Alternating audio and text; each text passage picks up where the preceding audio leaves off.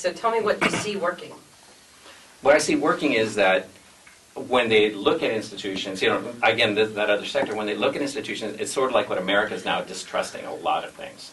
And they want to change things. So I'm seeing a much more active set of youth than any other period. I came out of the 60s, and we were really active. So, yes.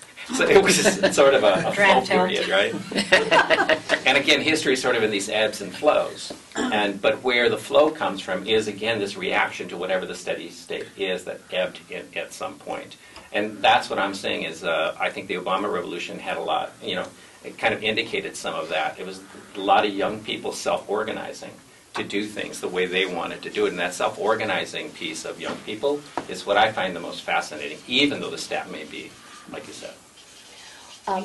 One of the things that I see that I'm interested in right now is my immigrant students, both documented and undocumented, are extremely politically engaged. Mm-hmm. So they are going to protest, they are doing lots of marches, they are getting involved with issues of the DREAM Act or whatever else, and then that is having a really interesting, I should say my Latino immigrants, is having a really interesting ripple effect on my African American and Pacific Islander students.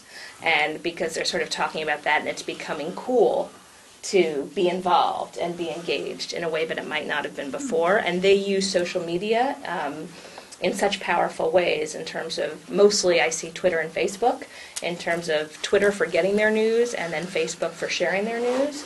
And I think it's been interesting to see that seems to be how they create a meeting space, or that's how they know what the other young people are doing. Is Facebook? Yeah. Is that the last? Sorry, yes. The last part. But yes. Is social networking? Because it's funny because I'm hearing mixed message about social networking. That it's actually really working, or it's working to bring people together, but it's also working to keep people apart.